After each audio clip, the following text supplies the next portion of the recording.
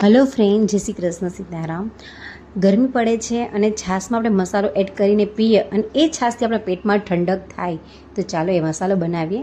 તો એના માટે જોશે તમાલપત્ર, ફુદીનો, મીઠું, જીરું, ધાણા અને સંચળ.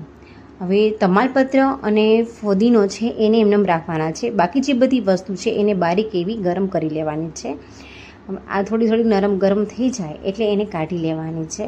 આપણે બહારથી જ્યારે મસાલો લઈએ છીએ ને એ મસાલા કરતાં પણ આ મસાલો ખૂબ જ ટેસ્ટી બને છે.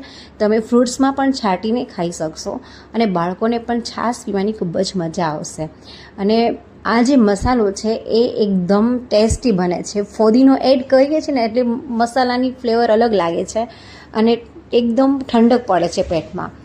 જો હવે આપણે આ મીઠું પણ શેકી લઈએ છીએ થોડું ઘણું ગરમ થાય એટલે એને પણ આપણે કાઢી લેવાનું છે. આ બધી વસ્તુ જે છે એ તમારે જો જાજુ બનાવવું હોય તો મીઠું જે છે એ 500ની બદલે કિલો લેવાનું છે. અને ત્યાર પછી આપણે જે બધા થોડું ગરમ થઈ જાય એટલે કાઢી લીધું અને હવે જે તીખા એને આપણે મિક્સર જારમાં નાખી દેવાનું છે. અને ત્યાર પછી જીરું, પછી જે દાણા, આ બધું એકી હારે તમે મિક્સરમાં પીસી લેવાનું છે. તો પીસાઈ જાય એટલે એને આપણે કાઢી લઈશું. તો જો આપણું આ જે છે મિશ્રણ એ પીસાઈ ગયું છે. હવે જોવાનું છે કેવું પીસાણું છે. એકદમ થોડુંક સોફ્ટ થઈ ગયું એટલે વાંધો ન આવે, બહુ કણી ન રહેવું જોઈએ. તો એકદમ પીસાઈ ગયું છે. તો આપણે જે લોટ ચાળીએ છીએ ને એ ચાળણીમાં એને ચાળી લેવાનું છે. તો જો હવે આને આપણે ચાળી લેવાનું છે. આટલું આ જે મસાલો બનાવ્યો તમે આમાં બીજું પણ ઘણું એડ કરી શકો છો, જેમ કે અજમો પણ તમે એડ કરી શકો છો આની અંદર. હવે આપણે તમાલપત્ર છે એને પણ આપણે ક્રશ કરી લેવાના છે.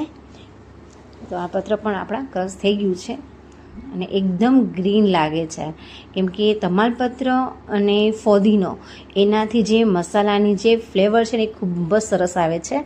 અને તમે જ્યારે આ મસાલો બનાવશો ને અને પીસો છાશમાં નાખી, જો તમને પણ ટેસ્ટ ખૂબ જ મસ્ત લાગશે.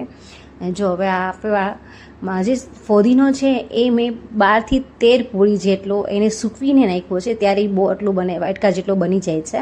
એટલે તમે પણ જ્યારે મસાલો બનાવો, જો તમારે થોડું કરવો હોય તો 5થી 6 પૂરી તો તમારે ફુદીનાનો યુઝ કરવો જ પડશે.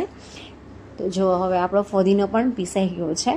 તો હવે એને આપણે જોઈ લઈશું કે એકદમ ક્રશ થઈ ગયું છે. તો એકદમ મસ્ત ક્રશ થઈ ગયેલો છે. તો એને પણ આપણે હવે જે મિક્સ કરી દઈશું. તો જો આ બધી વસ્તુ છે આ મિક્સ કરી દીધું છે. અને એમાં સંચળ છે એ પણ એક પેકેટ નાખી દીધું, કે 100 ગ્રામ જેટલું નાખ્યું જ છે. બધી ક્વોન્ટિટી 100 ગ્રામ છે. ઓનલી મીઠું જે છે એ 500 ગ્રામ છે. જો તમારે કિલો મીઠું લેશો તો બધી વસ્તુને તમારે 150 ગ્રામ કરવાની છે. હવે આપણે આમાં મીઠું એડ કરી દઈશું અને એકદમ સરસ રીતે આને મિક્સ કરી લઈશું. આ મસાલો તમે જ્યારે બનાવશો અને નાના મોટા બધાને બહુ છાશ ભાવશે અને એકદમ ટેસ્ટી બનશે. જ્યારે તમે પેટમાં નાખશો તો પેટમાં એકદમ ઠંડક લાગશે, કેમ કે ફુદીનો છે એટલે એકદમ ઠંડક આપશે તમને આ પેટને. તો જો આપણો આ મસાલો છાશનો રેડી થઈ ગયો છે. તો હવે તમે પણ બનાવજો અને ટ્રાય કરજો અને મને કોમેન્ટ કરજો. તો ચાલો હવે નવી રેસીપી સાથે આપણે મળીશું. ત્યાં સુધી આવજો. Bye bye.